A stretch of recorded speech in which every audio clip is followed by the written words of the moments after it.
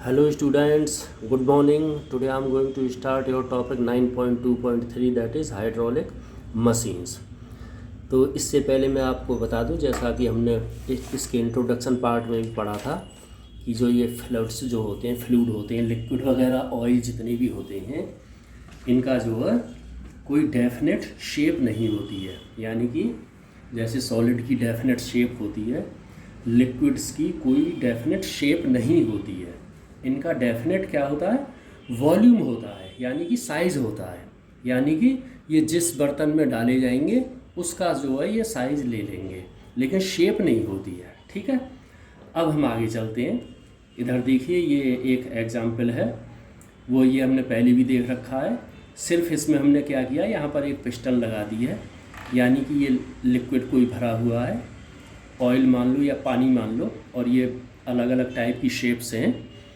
और इसको मैं अगर पिस्टन को आगे पीछे करता हूँ तो आपने घर पे भी ऑब्ज़र्व किया होगा, अगर मैं अंदर की ओर करूँगा तो सबका लेवल बराबर बराबर ऊपर की ओर बढ़ जाएगा, इक्वल।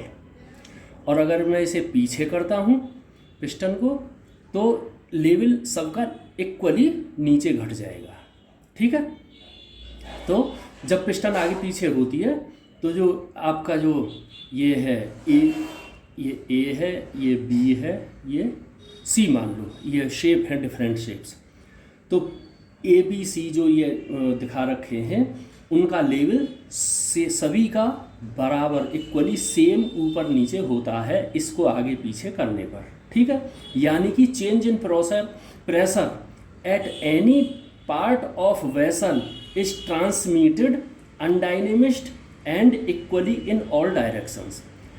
जो कि मैंने हिंदी में बता दिया है कि जो इनके हर एक वेसल में प्रेशर जो चेंज होता है वो सब में बराबर इक्वली डिस्ट्रीब्यूट हो जाता है, यानी कि सब में बराबर रहता है। ओके, तो इंग्लिश पार्ट को मैं दोबारा बोल देता हूँ, यानी कि change in pressure at any part of vessel is transmitted undiminished and equally in all directions.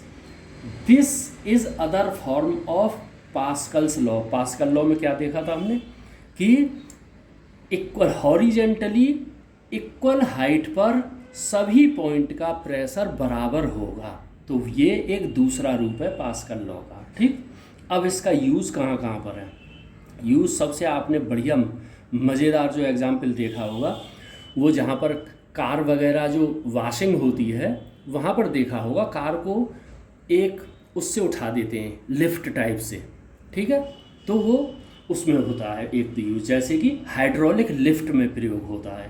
और किस में होता है, हाइड्रोलिक ब्रेक्स में होता है। जिनके अगर कार होगी, अगर आप कार में ब्रेक लगाएं तो दोनों पहियों पर जो ब्रेक लगता है, नॉर्मली आगे वालों पर ही लगता है, तो वो इक्वली दोनों पहियों पे बराबर लगता है। वो किसकी वजह से होता है, हाइड्रोलिक ब्रेक की वजह से। और जिन कारों में या ट्रकों में या बसों में सारे पहियों में ब्रेक लगता है, तो इसका मतलब है वो सारे पहियों पर इक्वली लगेगा। क्यों लगेगा, क्योंकि ये जब हम ब्रेक लगाया यहाँ पर, इसे प्रेस किया तो ये लिक्विड ऊपर की ओर गया बराबर, और बराबर ही ये अगर ये कनेक्टेड है मान लो ब्रेक से, तो ये इक्वली सबको प्रेस करेगा और ब्रेक लग जाएगा। ठीक है, ठीक। सो ये दो नॉर्मल एग्जाम्पल ले लिया, हाइड्रोलिक लिफ्ट और hydraulic brakes, because fluids are used to transmit pressure equally, इस वजह से। ठीक है, तो अब हम ये वाला लेते हैं, हाइड्रोलिक लिफ्ट। हाइड्रोलिक लिफ्ट, इसका डायग्राम ये है, जो कि अगर कार वगैरह को धुलने के लिए ले जाते हो अगर, या ये ऑयल भरा है, ठीक, और इस पे मान लो फोर्स F1 लगाया, और इसका एरिया है A1, और मान लो इसका एरिया है A2, और फोर्स जो लगता है वो है ऊपर की ओर F2। यानी कि यहाँ से फोर्स लगाया, इसका एरिया A1 है, ये लिक्विड नीचे की ओर प्रेस होगा तो ये यहाँ से ऊपर की ओर उठेगा, फोर्स ऊपर की ओर लगेगा। ठीक है, तो आप देखने से ही पता लग रहा है कि इसका एरिया कम है और इसका एरिया ज़्यादा है। ठीक, तो इस फिगर में क्या है, इसमें दो पिस्टन है, एक पिस्टन ये रही, एक पिस्टन ये वाली है, ये 2 पिस्टन है। और जो कंटेनर, जो पूरे कंटेनर में उसमें मान लो ऑयल भरा है, लिक्विड, ठीक। तो अब जो है, जो प्रेशर जब हम फोर्स लगाएंगे यहाँ पर, तो वो जो प्रेशर जो क्रिएट होगा वो होगा F1/A1। इस प्रेशर की वजह से, यानी कि इस फोर्स की वजह से ये ऊपर की ओर फोर्स लगाएगा, ठीक है।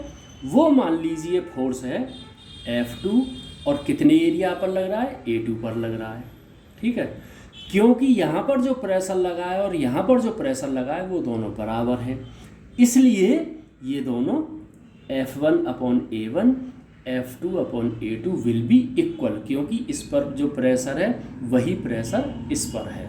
ओके, सो और हम इसे क्या लिख सकते हैं, और F2 is equal to F1/A2/A1, ठीक। यानी कि ये जो फोर्स जो लगा है उसमें मल्टीप्लाई जो एरिया जो बड़ा वाला है यहाँ पर स्पेसिफिक केस, इसमें ये A2 यहाँ पर आ जाएगा और A1 आपका नीचे रह जाएगा। ओके, तो इसमें एक हमें बहुत बड़ा रिजल्ट मिलेगा, वो हम देखेंगे, ठीक। दैट इज, इसका मतलब क्या हुआ, applied force increased by A factor A2/A1। जो ये फोर्स जो F2 है वो ज़्यादा हो गया है by A factor, a force F2 increased by A factor A2/A1, ठीक है। यानी कि अगर A2 ज़्यादा है तो ये F2 ज़्यादा हो जाएगा, और अगर A2 कम है इसके मुकाबले तो ये फोर्स कम हो जाएगा, ठीक है। सो बाई ए फैक्टर ये हो गया फॉर पिस्टन 2। अच्छा, A1 ये जो कहा जाता है A2/A1 is called mechanical factor,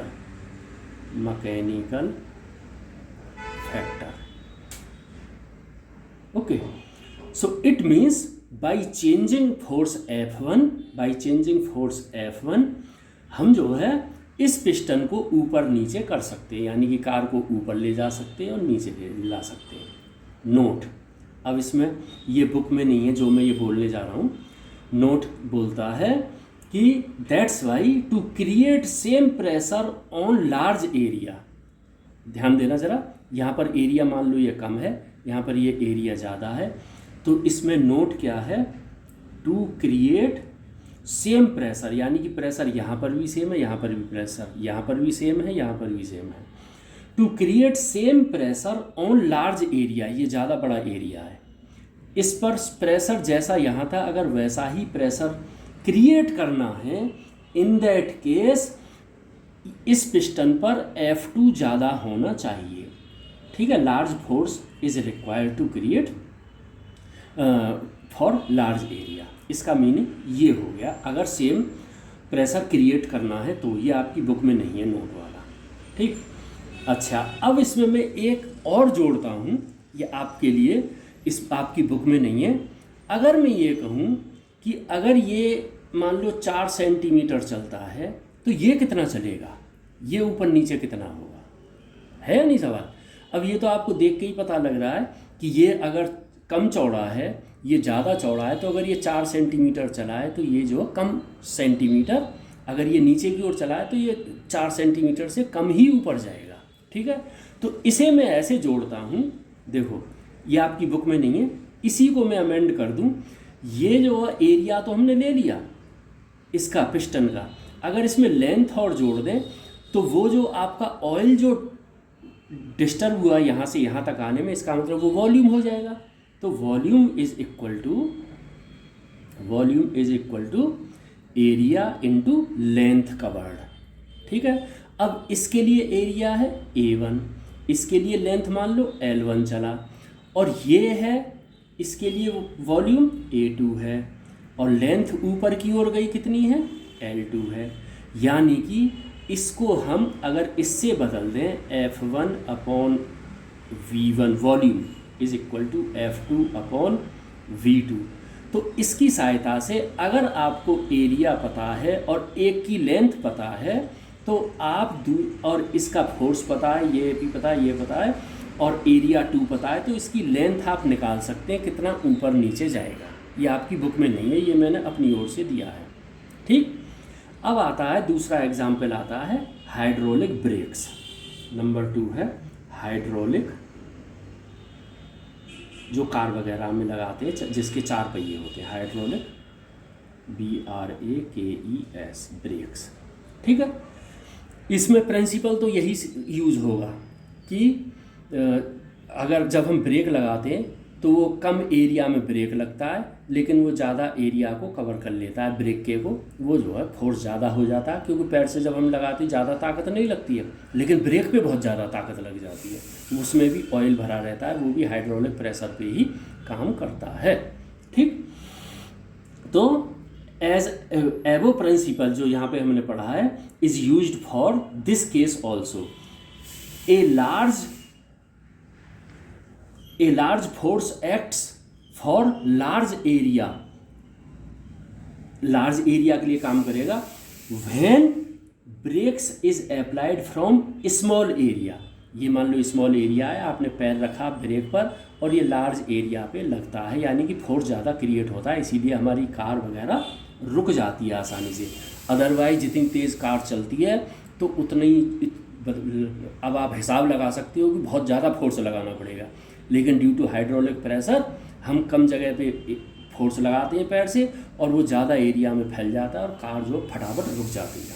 okay, that's why, इसीलिए equal brakes are applied in all the wheels. इसी की वजह से, क्योंकि ऑयल हर एक लेवल पे एक जैसा रहता है, जब ब्रेक लगाते हैं तो हर एक ब्रेक पर समान प्रेशर लगता है, इस वजह से चारों पहियों पे बराबर पावर ब्रेक लगता है, प्रेशर आता है और इसीलिए कार रुक जाती है। चारों पहियों पे एक जैसा ब्रेक लगता है। Okay, 9.3 stream line. मैं ज़्यादा इसलिए नहीं लिखता हूँ और वो करता हूँ क्योंकि आपका टाइम ज़्यादा जाता है और स्टूडेंट्स की आदत होती है कि कम समय में अधिक जानकारी मिल जाए। ठीक है, इस वजह से मैं शॉर्ट में बताने की कोशिश करता हूँ। ठीक, और अगर कोई डाउट हो तो आप मेरे को लिख सकते हैं कमेंट बॉक्स में, so that I can clear your doubts. और इसके साथ मैं कहना चाहूँगा, आप मेरे चैनल को लाइक कीजिए, सब्सक्राइब कीजिए और अपने दोस्तों को अवश्य शेयर कीजिए, so that they also can be benefited with my lectures. Okay, so stream line का मतलब हिंदी में होता है प्रवाह। प्रवाह या धारा एक ही लाइन में होना, यानी कि धारा रेखित करना, ये जो है ये स्ट्रीम लाइन होगा। यानी कि अगर लिक्विड का ये मॉलिक्यूल यहाँ पर है तो ये इसी लाइन में ऐसे ही चलता रहे, ये ऐसे चलता रहे, ये ऐसे ही चलता रहे, तो इसको हम बोलेंगे स्ट्रीम लाइन। और ये ऊपर नीचे होता रहता है तो उसे हम नहीं कहेंगे, यानी कि इसका मॉलिक्यूल नीचे गया और इसका ऊपर गया तो वो स्ट्रीम लाइन नहीं होगा, वो आपस में मिक्स हो जाएंगे। ठीक है, तो स्ट्रीम लाइन फ्लो। सो अब जो यहाँ पर एक खास बात यह है कि अप टू 9.2 सेक्शन हमने लिक्विड को माना था रेस्ट में, कि वो रेस्ट में है। यहाँ से हम मान के चलेंगे कि लिक्विड फ्लो में है, फ्लो यानी कि बहता है। ठीक है, तो अब हम उसकी स्टडी करेंगे कि लिक्विड एक जगह रेस्ट में नहीं है बल्कि वो चल रहा है। ठीक, it means it is the study of liquid is not in rest, that is liquid is in flow. So fluid in motion means flood dynamics. जब ये हम स्टडी करते हैं लिक्विड के फ्लो होने को, उसको हम बोलते हैं फ्लूइड डायनामिक्स। फ्लूइड डायनामिक्स ये बोलते हैं। ठीक है, तो flow of liquid is steady if velocity of fluid flow is मैं दोबारा बोलता हूँ, flow of fluid is steady if velocity of this fluid passing from a point is constant with time। यानी कि कोई भी जो स्ट्रीम लाइन है या फ्लड की जो बह रहा है उसको हम स्टीडी कब बोलेंगे? स्टीडी जब बोलेंगे जब वह एक पॉइंट से कांस्टेंट जा रहा है इन सेम टाइम, ठीक है। Passing from A point is constant, कोई पॉइंट है यहाँ से मान लो ये बह रहा है और ये कांस्टेंट बह रहा है यहाँ से, और एक समान समय मान लो टी में समान गति से ये चल रहा है, तो हम उसको बोलेंगे कि ये कांस्टेंट फ्लो है, ठीक। और हालांकि इट में वेरी एट अदर पॉइंट, ठीक है।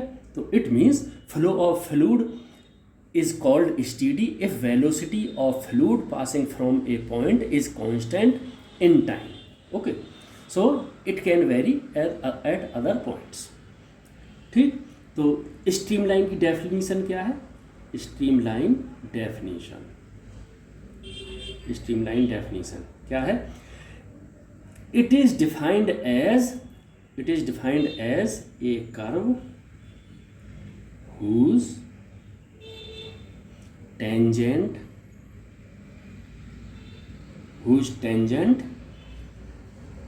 at any point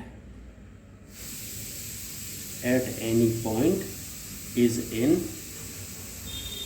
the direction of fluid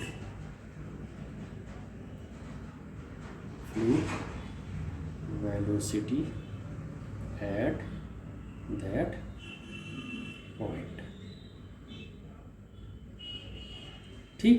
It means it is defined as a curve whose tangent at any point is in the direction of fluid velocity at that point. तो इसका मतलब क्या है वो हम आगे देखते हैं। So it means इसका मतलब क्या हुआ? It is the path, streamline is the path taken by a fluid particle under a steady flow. Steady flow के अंदर को किसी पार्टिकल द्वारा पाथ एक्सेप्ट किया गया is known as your streamline, ठीक है। वो मतलब कंटिन्यूस रहता है, सीधी सी बात ये है। ओके, अच्छा, अब एक डायग्राम लेते हैं इसके लिए। मान लो ये आपकी लहर है, ऐसे बह रही है। इस पॉइंट पर आपने देखा ये इसका टेंजेंट है इस डायरेक्शन में, इसका है इस डायरेक्शन में टेंजेंट। ऐसे ही अगर हम इस पॉइंट का लें तो इसका इस डायरेक्शन है। सो इसका क्या मतलब होगा? P और Q मान लो ये पॉइंट है, तो दिस P और Q शोज दैट फ्लूइड, यानी कि हर एक पॉइंट जो भी हम लें, P Q shows fluid streams and no two streams cross each other.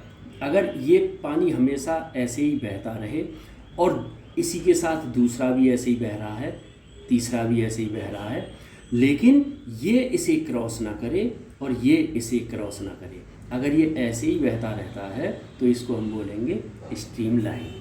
किसी एक ये जो लहर है ये इसको क्रॉस नहीं करनी चाहिए। ओके, तो मैं दोबारा बोल देता हूँ। पी क्यू शोज हाउ ये फ्लूइड स्ट्रीम्स मीन्स बहता है, प्रवाह होता है, and no two streams cross each other, that is map of flow is stationary in time. जो map of flow is stationary in time, सीधी सी बात यह है कि कोई भी लहर दूसरी को क्रॉस नहीं करनी चाहिए स्ट्रीम लाइन के लिए। जो स्ट्रीम ऐसे बह रही है वो ऐसे ही बहती रहे, लेकिन it must not cross each other, ठीक है। So here number of fluid particles crossing, अच्छा ये हो गया इसके लिए। एक दूसरा एग्जाम्पल लिए लेते हैं।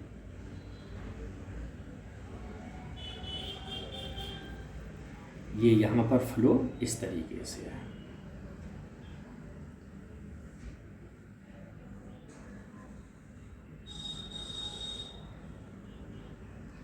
ठीक।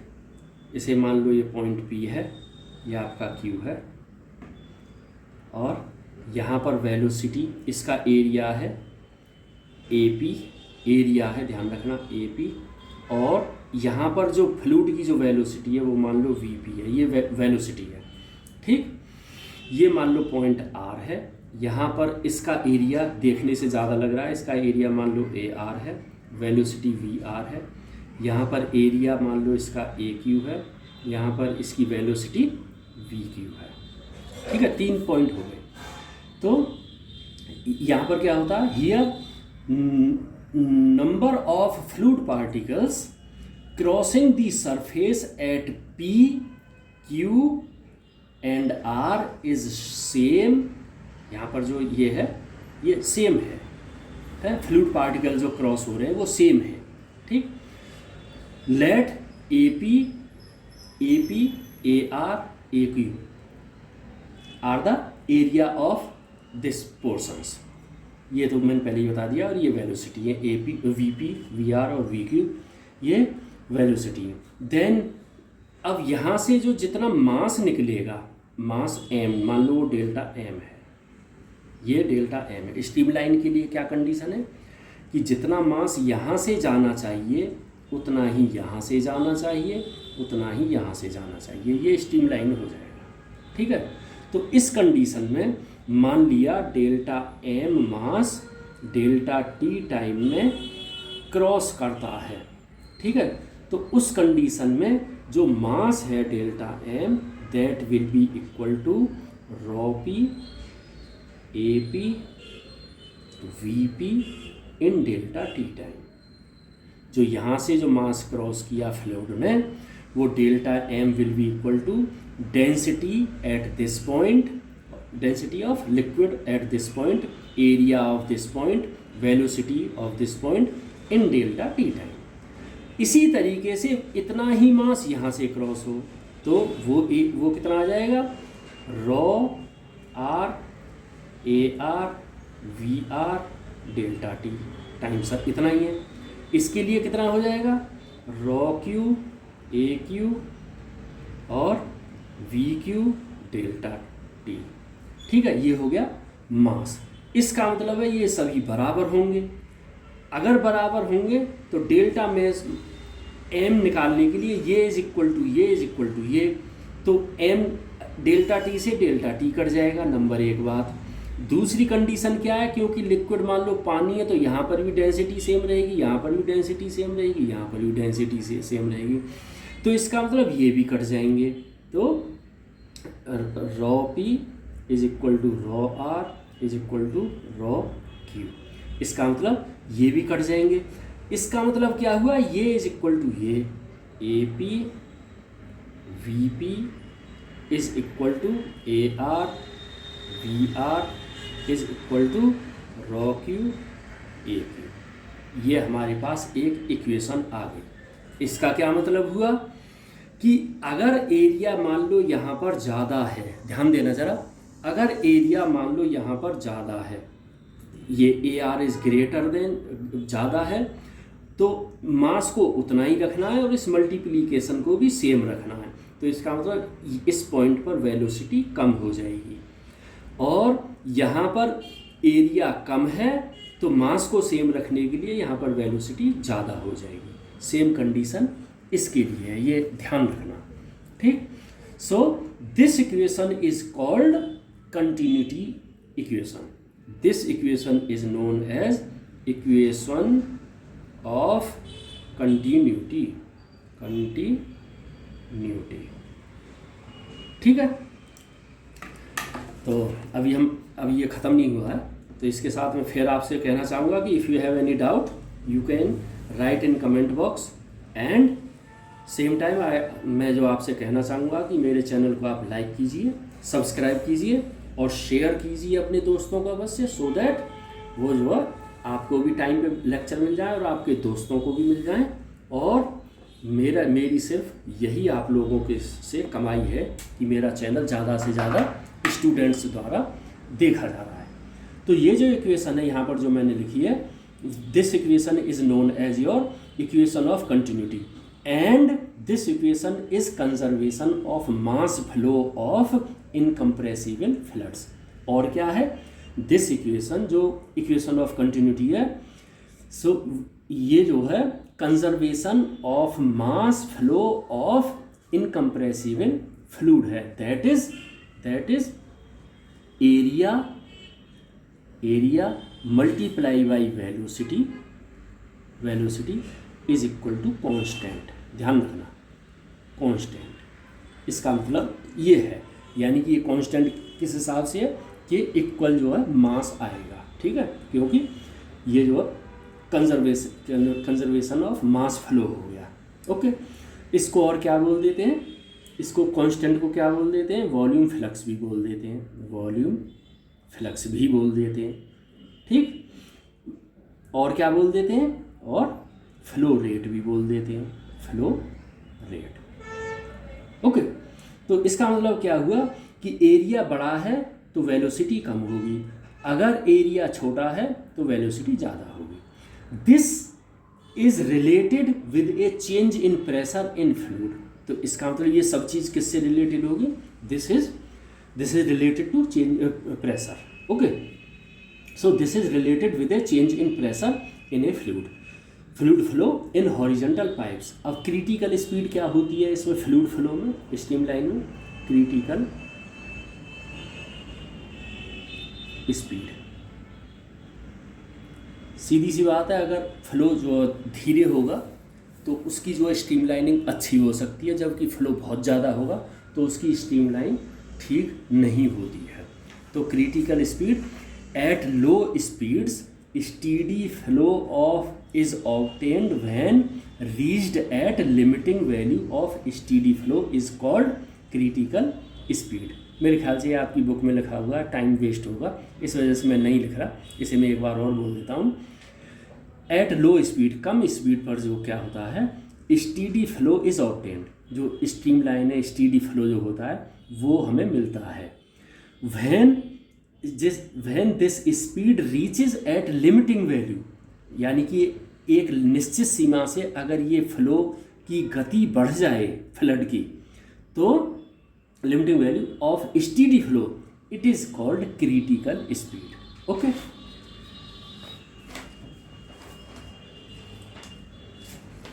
ये हो गया।